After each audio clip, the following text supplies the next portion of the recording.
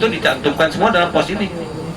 Jadi walaupun kita tidak bahas satu kanun pun, jadi sudah prolega bertambah menjadi 15, anggaran berkurang, beban kita ditambah lagi dengan KKR, KIA, KPIA, Panwasli pada tahun ini.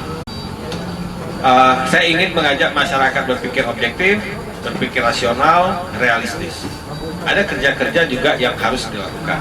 Ya, apakah kanun tentang sapi betina dan kerbau betina ini penting nggak untuk kita?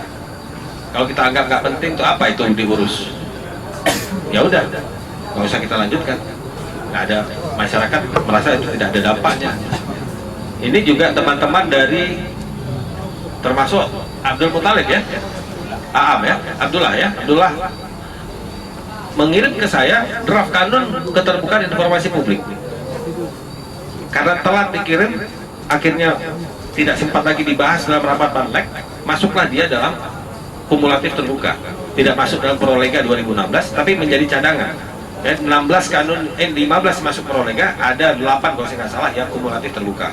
Kalau nanti ada kanun-kanun yang dicoret atau yang tidak terbahas atau sudah cepat selesai, bisa masuk salah satu kanun dari kumulatif terbuka. Salah satunya yang dikirimkan oleh Pak Afrizal Jutra dari KIA bersama juga Abdullah Muthalib, kirimkan ke saya draft kanun keterbukaan informasi publik. Di Aceh belum ada, di provinsi lain sudah ada.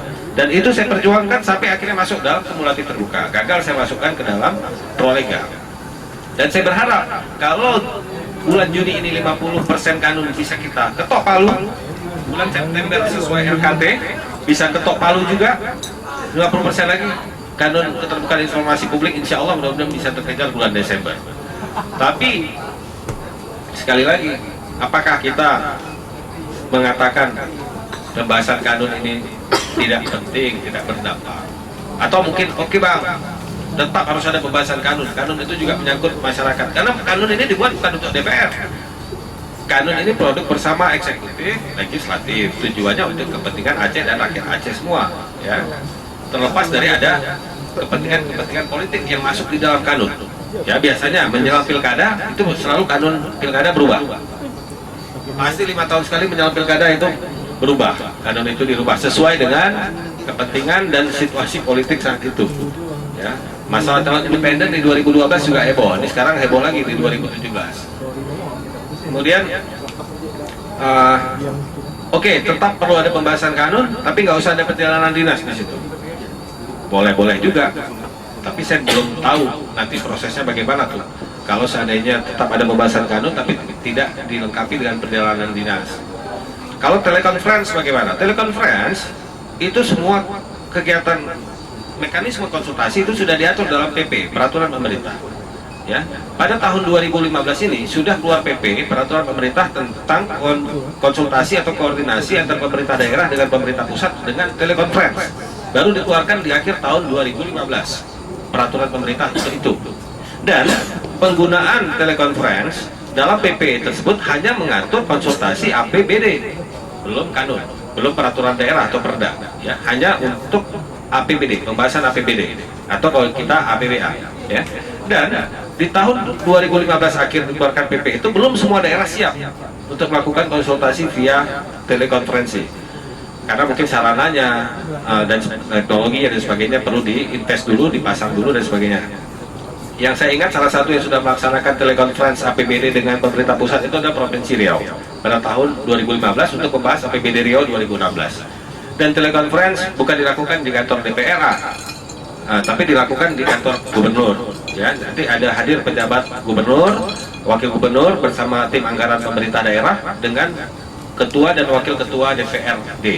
Jadi tidak semua anggota DPR ikut dalam telekonferensi itu. Dan itu sudah keluar PP-nya dan bisa diterapkan di 2015 akhir kemarin untuk pembahasan APBD 2016. Cuman Aceh karena belum siap tidak dilaksanakan dengan sistem telekonferensi.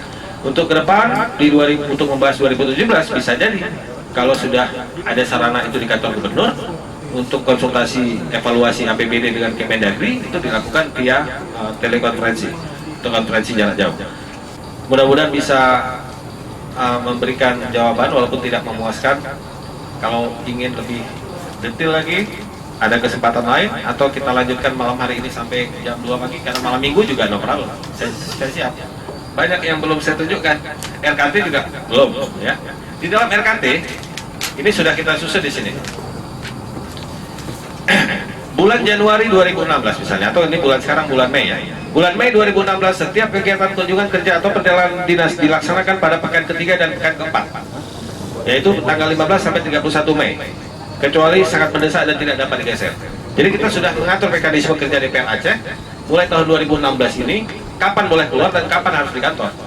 Nggak bisa sembarangan, oh saya mau keluar, oh saya nggak mau keluar dan sebagainya. Ya, semua sudah diatur kapan tanggal-tanggal perjalanan dinas dan sebagainya. Jadi kadang-kadang masyarakat kita juga kontradiktif. Juga satu sisi begini, pada saat ada masyarakat Biren datang ke kantor DPR bertemu dengan saya, ya, kemudian dipublish di media, ada komen begini, masa sampai masyarakat harus pergi ke DPR? Seharusnya kan anggota DPR yang turun ke masyarakat. Apa dia mau enak-enak aja di ruangan kerja dia karena ada sejuk, AC, dingin, tunggu masyarakat datang? Seharusnya nggak harus menunggu masyarakat datang, dia turun ke lapangan, dia lihat kondisi masyarakat seperti apa. Tapi begitu mahasiswa datang ke kantor DPR, nggak ada seorang pun di kantor DPR, semuanya keluar, semua tamasya, nggak ada satupun di kantor DPR. Seharusnya kan di kantor DPR mereka. Jadi mana yang betul nih? Seharusnya di kantor DPR apa di luar kantor DPR? Jadi serba salah. Kita turun ke lapangan dibilang nggak kantor, makan gaji buta. Kita di kantor dibilang nggak mau turun ke lapangan, enak-enak di dalam ruang AC. Jadi itulah salah satu kontradiksi yang kami alami.